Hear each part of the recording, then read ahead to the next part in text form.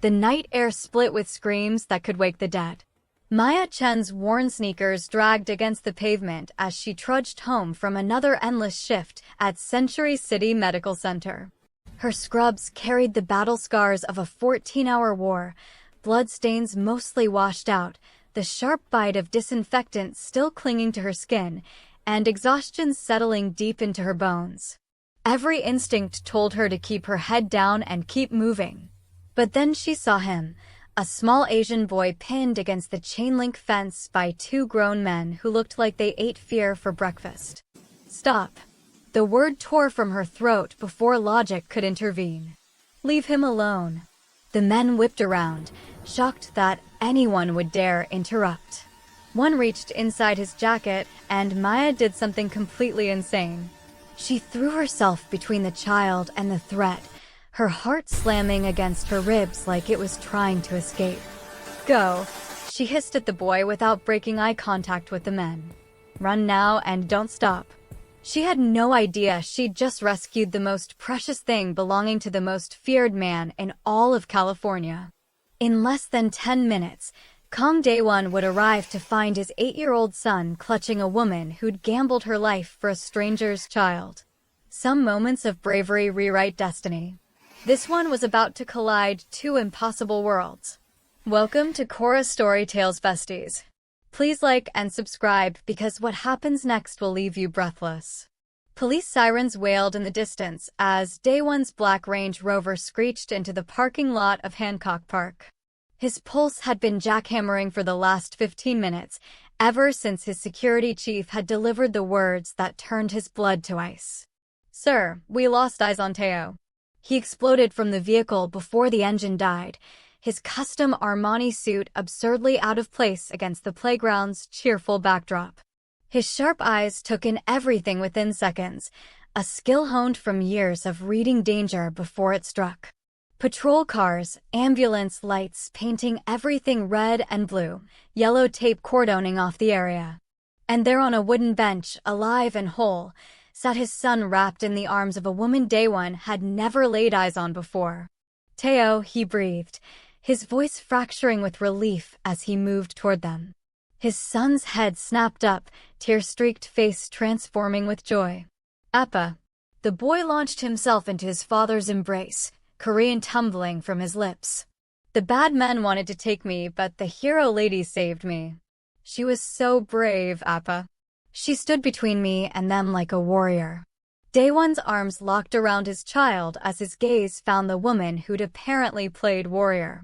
She was stunning in an effortless way, deep brown skin that seemed to glow under the artificial lights, tight coils pulled into a functional bun, and genuine compassion radiating from dark eyes that rarely saw in his universe.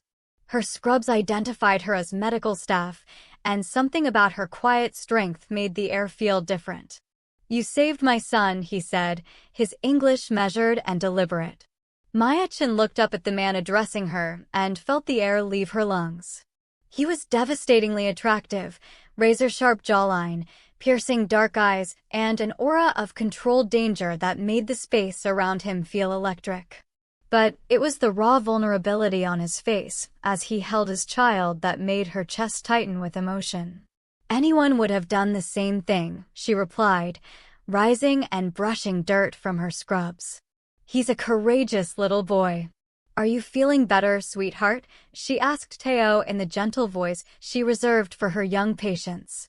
Tae-oh nodded eagerly. She talked to me in Korean. She knew the right words. Dae-won's eyebrows lifted slightly. You speak Korean? Just survival phrases, Maya admitted. I work pediatrics at Century City Medical. We see a lot of Korean families, so I learned enough to comfort scared kids. She smiled at Tae-oh. Your son was incredibly brave. He followed every instruction perfectly. Miss Chen, Detective Rivera approached with his notepad ready. We'll need you at the station tomorrow for a complete statement. What you did tonight took guts, but it was also incredibly reckless.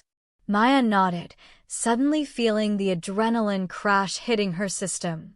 Her hands started trembling, and she wrapped her arms tight around herself. I should head home. My grandmother's probably worried sick. Wait, Dae-won said, his voice carrying authority that made everyone pause mid-motion. I need to thank you properly. You put your life on the line for my son. Really, that's not necessary. It is to me. His dark eyes held hers with intensity that made her pulse race. Please let me take you to dinner tomorrow evening. Maya hesitated. Everything about this man triggered warning signals in her brain. Too polished, too controlled, too powerful. But then Tae-oh tugged on her scrubs. Please, hero lady. Appa makes amazing Korean food. Well, his chef does, but still. Maya couldn't help but laugh. All right, one dinner. Dae-won pulled out his phone. Your number. As she recited the digits, Maya couldn't shake the sensation that she was stepping into something far bigger than a simple thank you dinner. The way law enforcement deferred to this man, the expensive vehicle, the security personnel she'd noticed hovering in the shadows. Nothing about Kang Dae-won screamed simple. I'll collect you at 7, he said, his voice softer now. And Miss Chen, thank you. You returned the most important thing in my universe to me. As Maya walked away, she didn't see how Dae-won's expression hardened as he turned to his head of security. Didn't hear the rapid-fire Korean as he demanded answers about how his son had been left vulnerable. Didn't witness the cold fury that transformed the grateful father into something far more lethal. But she felt his eyes tracking her until she disappeared around the corner. And something whispered that her peaceful life had just become infinitely more complicated. Tae-oh tugged his father's sleeve. Appa, I like her. She smells like flowers and feels safe. Dae-won looked down at his son, the only human being who could make him feel almost normal, and made a decision that would alter everything. So do I, Tae-oh. So do I. Maya stared at her reflection in her grandmother's antique vanity mirror, second-guessing every decision she'd made in the last 2 hours. The simple black dress felt too dressed up, then too casual, then too dressed up again. She'd changed her mind about her hair 4 times before finally letting her natural coils frame her face with confidence. You're nervous, observed her grandmother, Nana June, from the doorway. At 76, Jun-chin still possessed the sharp perception of the high school English teacher she'd once been. It's just dinner, Nana. A thank you dinner. June settled into the chair beside the vanity, her knowing smile making Maya fidget. And this man taking you to this just dinner, what do you actually know about him? He's Korean. He has an 8-year-old son. And he's grateful I helped his child. Maya applied lipstick with excessive concentration. That's all I need to know for one meal. Baby girl, I didn't raise you to be naive. A man who can afford to take you to Matsuhisa on a Tuesday evening isn't just anybody. You be careful. Before Maya could respond, her phone buzzed. I'm outside. Maya kissed her grandmother's cheek and grabbed her purse. Don't wait up. I always wait up. It's in the grandmother contract. Maya stepped outside her modest apartment complex in Koreatown and froze. Dae-won stood beside a sleek black Mercedes, looking like he'd walked straight out of a fashion magazine. His charcoal suit fit him perfectly, his hair styled with effortless precision. And when he smiled at her, she felt her knees go slightly weak. You look beautiful, he said, opening the passenger door with old-world courtesy. Thank you. She slid into the car, immediately overwhelmed by the luxury. Leather seats that probably cost more than her monthly rent, a dashboard that looked like spaceship technology, and the subtle scent of expensive cologne filling the air. How is Tae-oh today? She asked as Dae-won merged into traffic. Better. He slept through the night for the first time in months. Dae-won glanced at her. He asked if you were really an angel. I told him angels don't typically wear scrubs, but perhaps I was mistaken. Maya laughed. I'm definitely not an angel. I'm just someone who couldn't walk past a child in danger. That's precisely what makes you one. The restaurant exceeded every expectation Maya had. Dim lighting, flawless service, and prices that made her grateful she wasn't paying. But what surprised her most was how easy conversation flowed with Dae-won. He asked thoughtful questions about her work, listened intently to her stories about patience, and shared carefully edited stories about raising Tae-oh alone. His mother, Maya, asked gently when Dae-won mentioned Tae-oh's nightmares. Cancer, 2 years ago. The pain in his voice was genuine and raw. Tae-oh was only 6. He's been struggling ever since. That's understandable, losing a parent at that age. Maya reached across the table and briefly touched his hand. I'm so sorry. The simple gesture of comfort nearly shattered Dae-won's composure. When was the last time someone had touched him without wanting something in return? When had anyone offered him genuine sympathy without hidden agendas? He's been seeing therapists, but nothing's helped until yesterday. You are the first person he's trusted since his mother passed. Children have good instincts about people, Maya said. He's a special little boy. He is. He's everything good in me and nothing bad. Something in his tone made Maya study his face more carefully. What do you do for work, Dae-won? The question he'd been dreading. Import, export, business ventures, mostly between Korea and the United States. It wasn't technically a lie. He did import and export, just not legal commodities. But the way her face lit up with interest made guilt twist in his stomach. That must be fascinating. Do you travel frequently? Sometimes, but I try to stay close for Tae-oh. As the evening progressed, Maya found herself drawn deeper into Dae-won's orbit. He was intelligent, funny in a dry way that caught her off guard, and clearly devoted to his son. But there were moments when his phone buzzed and his expression went ice cold, when he spoke in rapid Korean to someone outside, when his eyes swept the restaurant like he was cataloging escape routes that reminded her this man possessed depths she couldn't fathom. I should get you home, he said as they finished dessert. You mentioned an early shift tomorrow. In the car, the tension between them was palpable. When Dae-won walked her to her door, Maya turned to thank him and found herself much closer than she'd intended. Thank you for dinner. It was lovely. Thank you for saving my son. His voice was rougher now, his dark eyes intense. And for reminding me that good people still exist in the world. For a heartbeat, Maya thought he might kiss her. Part of her wanted him to. But instead he stepped back, his control firmly in place. Can I see you again? He asked. I'd like that.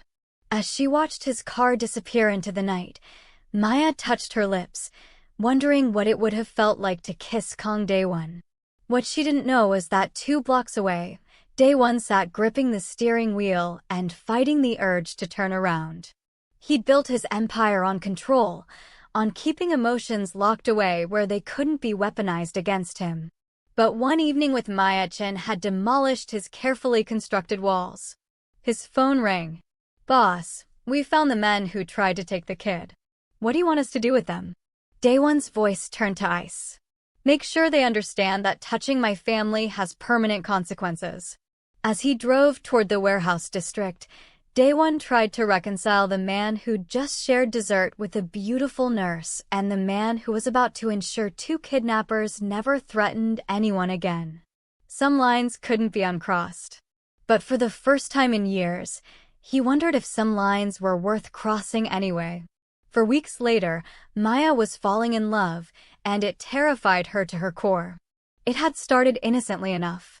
Coffee dates squeezed between her shifts, lunches in the hospital cafeteria when Dae-won would stop by with Tae-oh for routine checkups that weren't routine at all.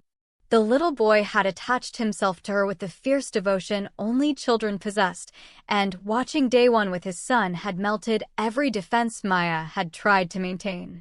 You're glowing, her colleague, Dr. Jennifer Park, observed as they reviewed patient charts. Please tell me this is about that mysterious man who brings you gourmet coffee every morning. He's not mysterious. His name is Dae-won. He's a businessman. And he's... Maya paused, searching for words. He's complicated. Good complicated or runaway screaming complicated? Before Maya could answer, her phone buzzed with a text from Dae-won. Emergency at work. Can you pick up Tae-oh from school? I'll explain later. I have to go, Maya told Jennifer, already grabbing her purse. Cover for me? 20 minutes later, she stood outside Wilshire Prep, an exclusive private school that probably cost more than her annual salary. When Tae-oh spotted her, his face lit up like Christmas morning. "Here, lady. Did Appa send you?" "He did, sweetheart. He had a work emergency." Tae-oh chatted excitedly as they walked to her modest Honda, telling her about his day, his friends, his art project. It wasn't until they were driving that he grew quiet. "Here, lady, are you going to be my new Emma?" Maya's heart clenched. "Oh, honey, your daddy and I are just friends. But you make him smile. He doesn't smile for anyone else. And you make the nightmares go away." "I do. When I think about you being there, the scary dreams don't come." "Appa says you're magic." Maya pulled into the parking garage of Dae-won's building, a gleaming high-rise in downtown LA that screamed money and power. The doorman knew Tae-oh by name and directed them to a private elevator requiring a keycard. "Penthouse," Tae-oh announced proudly as they rode up. "We have the whole top floor." The elevator opened directly into Dae-won's apartment, and Maya's breath caught. Floor-to-ceiling windows offered panoramic views of Los Angeles. The decor was minimalist perfection. Everything screamed expensive taste. This wasn't just wealth. This was serious money. "Wow," she breathed. "Appa says our old house in Seoul was bigger, but I like it here because it's just us." Tae-oh led her to the kitchen where he immediately began preparing a snack with the efficiency of a child used to self-sufficiency. As Maya watched him, questions multiplied in her mind. What kind of import-export business afforded this lifestyle? Why did an 8-year-old know how to operate a security system that looked military-grade? And why did every surface in this beautiful home feel cold despite the warm touches clearly added for Tae-oh? "I'm home."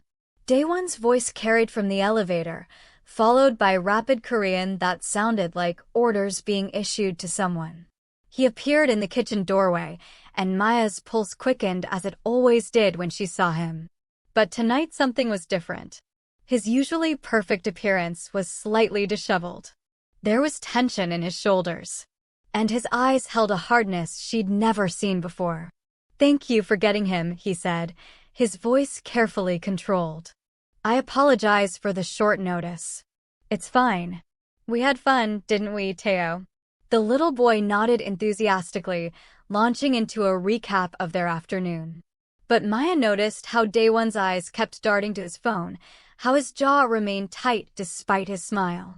"Tae-oh, go wash up for dinner," Dae-won said in Korean. When they were alone, Maya studied his face. "Are you okay? You seem." "I'm fine." The words came out sharper than intended, and Dae-won immediately softened his tone. "Work was stressful today. Thank you for taking care of him." "Dae-won, what exactly do you do?" "This apartment, Tae-oh's school, the way people defer to you." "I told you, import-export." "That's not an answer. That's a deflection." For a moment, Dae-won looked like he might tell her the truth. But then his phone rang, and she saw him glance at the screen and go completely still. "I have to take this," he said, already moving toward his office. "Make yourself at home." Maya watched him disappear, noting how he switched to rapid Korean the moment he thought he was out of earshot. The tone was cold, authoritative, and completely unlike the gentle man she'd been falling for. She was debating whether to leave when Tae-oh reappeared, freshly washed and carrying a photo album. "Want to see pictures of Amma?" he asked, climbing onto the couch beside her. The photos showed a beautiful Korean woman with a gentle smile, often pictured with a much younger Dae-won who looked softer somehow, less guarded. There were family photos, vacation shots, candid moments of pure happiness. "She was beautiful," Maya said softly. "Appa says I have her eyes, but his stubborn streak." Tae-oh turned the page.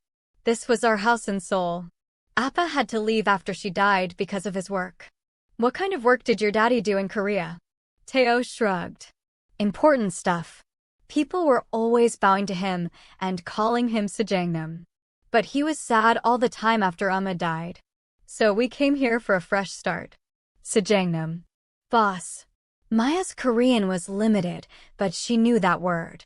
And the way Tae-oh said it with casual acceptance of his father's authority over others sent a chill down her spine. Tae-oh, has your daddy ever? I apologize about that. Dae-won's voice cut through her question as he returned, his expression carefully neutral again. Business never sleeps. What kind of business requires calls at 8 p.m. that make you look like you want to hurt someone? The words slipped out before Maya could stop them, and the silence that followed was deafening. Dae-won's face went completely blank. Tae-oh looked between them with the intuitive worry of a child sensing adult tension. I think I should go, Maya said, standing abruptly. Maya, wait. No, it's fine. You clearly have things to handle, and I shouldn't have pried. She kissed Tae-oh's forehead. Be good, sweetheart. Dae-won caught her arm gently as she headed for the elevator. Please don't go. Not like this. Then tell me the truth, Dae-won. Because whatever you're involved in, it's bigger than import-export, and I'm starting to feel like I'm dating a stranger. For a moment, she saw something raw and desperate in his eyes. But then the mask slipped back into place. Some things are better left unknown, he said quietly. Trust me on that. That's exactly the problem, Maya replied, stepping into the elevator. I don't know if I can. As the doors closed between them, Dae-won pressed his palm against the metal, his carefully constructed world beginning to crumble. Behind him, Tae-oh's small voice asked the question that would haunt him all night. Appa, is the hero lady coming back? Dae-won stared at his reflection in the elevator doors and wondered if he was about to lose the two best things that had ever happened to him. And if keeping Maya safe meant letting her go before she discovered the truth about the monster she'd been falling in love with. The truth came to Maya in the worst possible way. She'd been avoiding Dae-won's calls for 3 days, throwing herself into work to avoid thinking about the growing list of inconsistencies in his story. But when Tae-oh showed up in her ER with his nanny, sporting a fever and asking for his hero lady, her resolve crumbled. Where's your daddy? She asked, checking his temperature while he clung to her hand. Important meeting, the nanny, Mrs. Choi, replied in broken English. He say bring Tae-oh to you if sick. Maya's heart melted despite her confusion. Even when they were fighting, Dae-won trusted her with his son's care. After treating Tae-oh's minor ear infection and getting him settled in the pediatric ward for observation, she finally returned Dae-won's frantic calls. How is he? His voice was tight with worry. He's fine. Ear infection, but we caught it early. He's sleeping now. Thank God. I'll be there in 20 minutes. Dae-won, you don't have to. He's my son, Maya. Of course I'm coming. The line went dead, leaving Maya staring at her phone and wondering why a simple ear infection required such urgency. Her answer came when Dae-won arrived with an entourage that made the entire ER go quiet. 4 men in expensive suits flanked him as he strode through the automatic doors, their eyes constantly scanning for threats. The way they moved, the bulges under their jackets, the deference of everyone around them. It painted a picture Maya didn't want to acknowledge. Where is he? Dae-won demanded, his usual careful English replaced by clipped authority. Room 314. But Dae-won, the security, stays with me. His tone brooked no argument. Someone tried to hurt my son once. It won't happen again. As they rode the elevator to the pediatric ward, Maya studied the men surrounding them. They weren't bodyguards. They were soldiers. And the way they looked at Dae-won wasn't just respect. It was the kind of loyalty that came from fear and absolute power.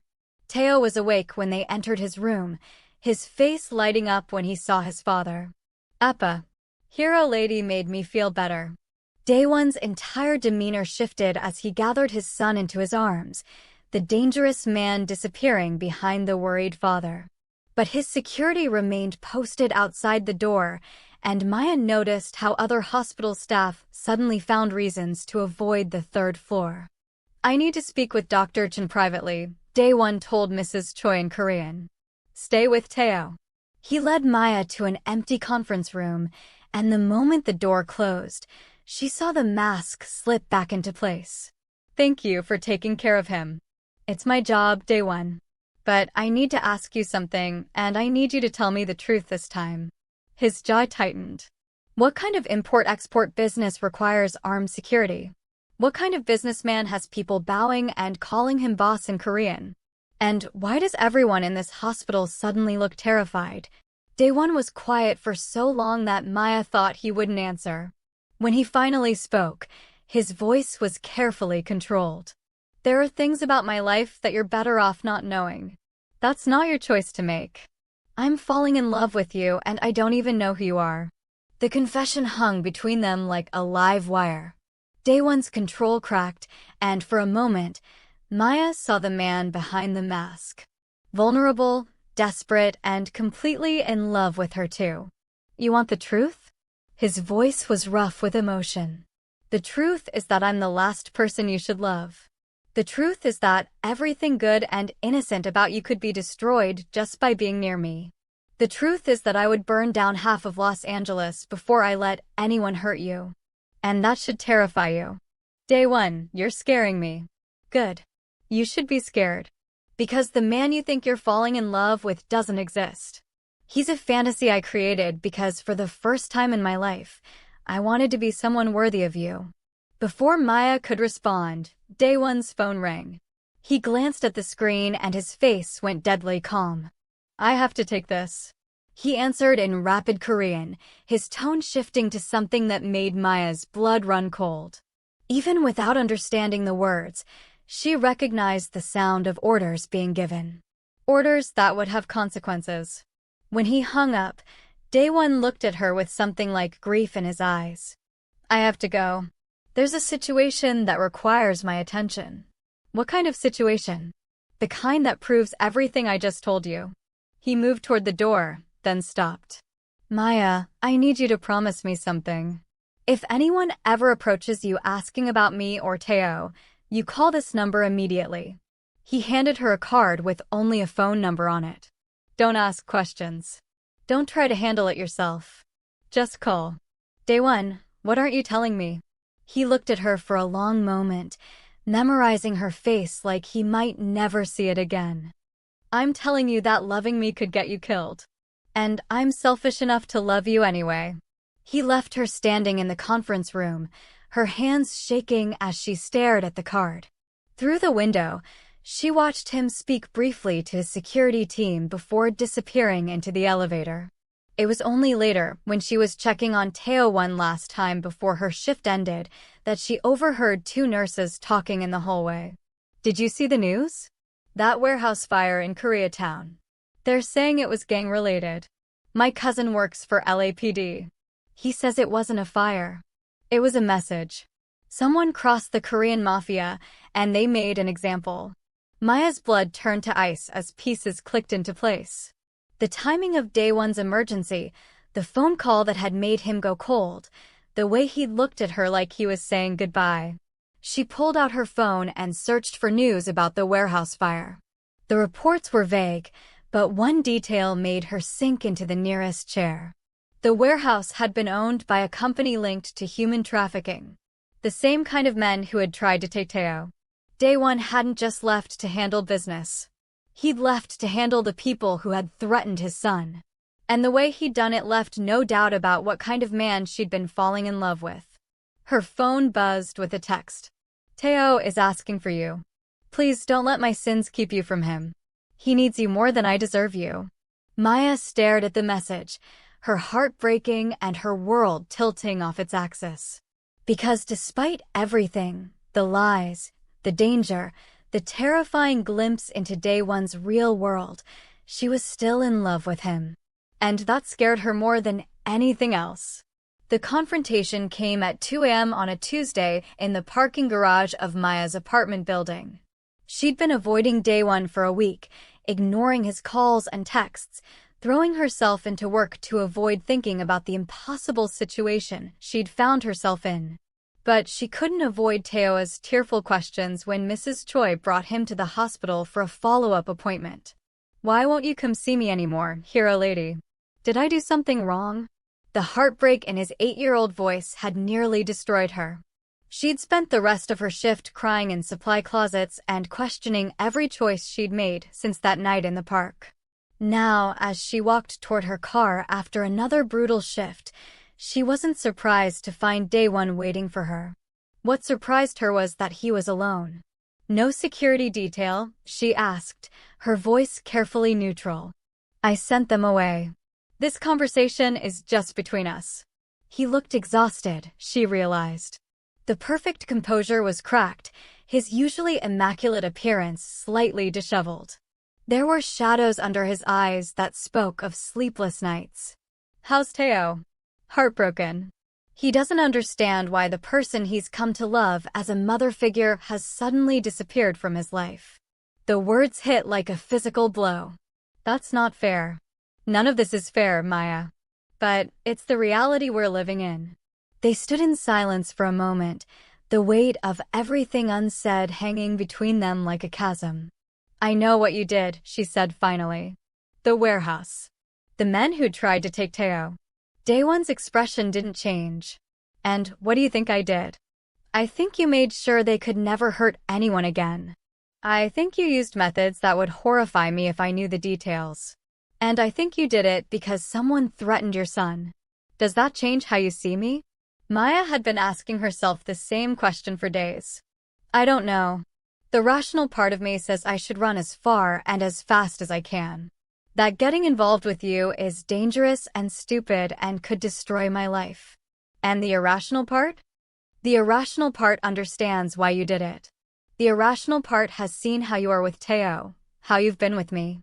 The irrational part knows that despite everything you've done, you're not a monster."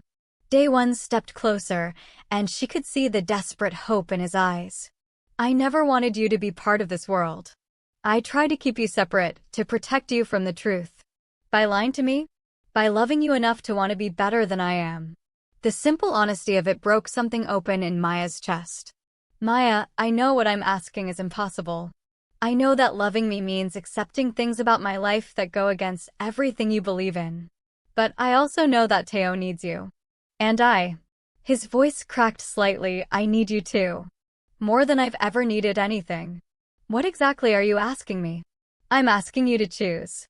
Choose to walk away, and I'll make sure you're never bothered by my world again. You can go back to your quiet life, your safe job, your predictable future. Or choose to stay, knowing that it means accepting all of me. The parts you love and the parts that terrify you." Maya closed her eyes, thinking of Tae-oh's tear-streaked face, of the way Dae-won looked at her like she was his salvation, of the life she'd built that suddenly felt empty without them in it. "If I stay, what does that mean? What does my life look like?" "It means you'll always be protected but never completely safe. It means you'll be part of a world where violence is sometimes necessary and justice doesn't always come from the law. It means loving a man who has blood on his hands, but would spill more to keep you and Tae-oh safe. And if someone comes after me because of you?" Dae-won's eyes went deadly cold. "Then they'll learn why crossing my family is the last mistake they ever make." The possessive certainty in his voice should have terrified her. Instead, it sent a shiver of something else entirely down her spine. "I need guarantees," she said finally. "If I do this, if I choose you, I need to know that you'll never lie to me again. No more half-truths. No more protecting me from reality. If I'm going to be part of your world, I need to know what that world looks like. Done. And Tae-oh's safety comes first. Always.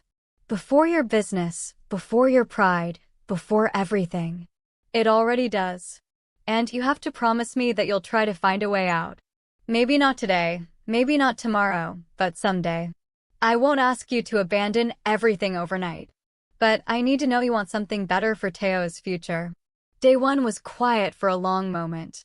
"That's the hardest promise you could ask for. But will you make it? For him? For us?" "I'll try." Maya studied his face, seeing the truth in his eyes. This man who commanded fear and respect from dangerous people was laying his heart bare for her, offering her everything he had and asking for the impossible in return. "Okay," she whispered. "Okay, I choose you." I choose this insane, dangerous, impossible situation because I love you and I love that little boy, and I can't imagine my life without either of you in it." The relief that crossed Dae-won's face was so profound it took her breath away. He crossed the distance between them in 2 strides, cupping her face in his hands. "Are you sure? Because once you're mine, Maya, I'll never let you go. I'll protect you with everything I have, but I'll also never be able to let you walk away." "Then don't let me go," she whispered against his lips. "Keep me safe and let me love you the way you deserve to be loved." When he kissed her, it was with the desperate passion of a man who'd thought he'd lost everything and found it again. It was a promise and a claim and a prayer all at once. "I love you," he murmured against her lips. "I love you so much it scares me." "Good," Maya replied, echoing his words from weeks ago. "You should be scared. Because I'm about to turn your carefully controlled world upside down." As they held each other in the dim light of the parking garage, both of them knew they were crossing a line they could never uncross. But for the first time since his wife's death, Dae-won felt hope for the future. And for the first time in her life, Maya felt like she was exactly where she belonged. 6 months later. You're burning the pancakes again." Maya laughed as Tae-oh's voice carried from the kitchen of their new home, a sprawling house in the hills that was both fortress and sanctuary. She'd insisted on cooking breakfast herself, despite Dae-won's offers to hire a chef, and her attempts at Korean-style pancakes were still hit or miss. "I heard that, young man," she called back, flipping the slightly too brown hotteok with more enthusiasm than skill. Strong arms wrapped around her waist from behind, and she melted into Dae-won's embrace as he pressed a kiss to her neck. "He's not wrong," he murmured, reaching around her to adjust the heat. "But I love that you try. Your son has no respect for his new mother's learning curve." "My son adores his new mother, even if she does burn breakfast." Maya turned in his arms, studying the face that had become more precious to her than breathing. The dangerous edge was still there, would always be there, but it was tempered now by something softer. Love had changed them both. "Any word on the Seoul situation?" she asked quietly. Dae-won's expression tightened slightly. "Handled. The families have agreed to the new territory divisions. There shouldn't be any more trouble." It had taken months, but Dae-won was slowly transitioning his organization toward more legitimate enterprises. It wasn't easy, and it wasn't fast, but he was keeping his promise to find a way out. For Tae-oh's future. For their future. "Good, because I have news." Something in her tone made Dae-won go very still. "What kind of news?" Maya smiled, pulling the pregnancy test from her pocket. "The kind that means you're going to need to baby-proof this house all over again." For a moment, Dae-won just stared at the test, his face cycling through shock, joy, and terror in rapid succession. "You're pregnant. We're pregnant. But we've only been married for 2 months. Apparently, your swimmers are very determined." Dae-won lifted her off her feet, spinning her around the kitchen as she laughed. When he set her down, his eyes were suspiciously bright. "A baby," he whispered, his hand coming to rest on her still flat stomach. "Our baby. Are you happy?" Happy doesn't begin to cover it. He kissed her softly, reverently. "I love you, Mrs. Kang." "I love you too, Mr. Kang." The pancakes are definitely burning now." They broke apart, laughing, rushing to save breakfast while Tae-oh supervised from his perch on the counter. As Maya watched Dae-won help his son flip pancakes, teaching him the proper technique with infinite patience, she marveled at the life they'd built together. It wasn't the safe, predictable future she'd once imagined for herself. There were still security protocols, still late-night phone calls, still moments when the dangerous reality of Dae-won's world intruded on their domestic bliss. But it was theirs. "When will you tell Tae-oh about the baby?" Dae-won asked as they sat down to breakfast. "Soon. I want to make sure everything's okay first."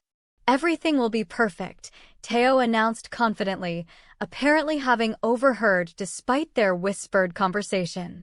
Because hero ladies make the best ummas, and the best ummas make the best babies. Maya and Dae-won exchanged amused glances over his head. How did you? I'm 8, not deaf, Tae-oh said with the dignity of someone much older. Plus, you've been putting your hand on your tummy and smiling the same way Amma used to before she told me about the baby that never came. The casual reference to his first mother's miscarriage, something Maya hadn't known about, made her heart clench. But Tae-oh seemed at peace with it, secure in the love of his new family. Are you okay with having a little brother or sister? She asked gently. Are you kidding? I've been asking Appa for a sibling forever. Plus, now I get to be the big brother who teaches them everything. He paused, considering. But they have to learn Korean and English and how to make proper kimchi. It's important for the family business. What family business? Maya asked, raising an eyebrow at Dae-won. The restaurant chain we're opening, Dae-won replied smoothly. Completely legitimate, I promise. Uh-huh. And what exactly will these restaurants serve? The best Korean soul food fusion in Los Angeles, Tae-oh announced proudly. Appa says we're going to combine his Amma's recipes with your Nana's recipes and make something completely new. Maya felt tears prick her eyes. It was such a perfect metaphor for their life together. Taking the best parts of their different worlds and creating something beautiful and new. I think that sounds perfect, she said, reaching across the table to take both their hands. As they sat there in their sun-drenched kitchen, planning their future over burnt pancakes and fresh orange juice, Maya reflected on the journey that had brought them here. She'd saved a child she didn't know, only to discover he belonged to the most dangerous man in Los Angeles. But in saving Tae-oh, she'd also saved herself. And maybe, just maybe, she'd saved Dae-won too. Love, she'd learned, wasn't always safe or predictable or easy. Sometimes it was dangerous and complicated and required more courage than you thought you possessed. But when it was real, when it was the kind of love that transformed you into someone better than you were before, it was worth every risk. I love our family, she said softly. So do I, Dae-won replied, bringing her hand to his lips. So do I. Outside, the city of Los Angeles stretched out before them, full of possibilities and new beginnings. And in their kitchen, surrounded by the laughter of the child who'd brought them together and the promise of the child they'd created, Maya knew she'd made the right choice. Sometimes the most dangerous thing you could do was fall in love. But sometimes it was also the most necessary. If you enjoyed this story of love, danger, and second chances, don't forget to like, subscribe, and hit that notification bell so you never miss another captivating tale. Leave a comment below telling us what you thought about Maya and Dae-won's journey. Would you have made the same choice? And if you want more stories about unlikely love and impossible situations, check out our playlist. Until next time, remember that sometimes the bravest thing you can do is open your heart, even when everything tells you to run. See you in the next story.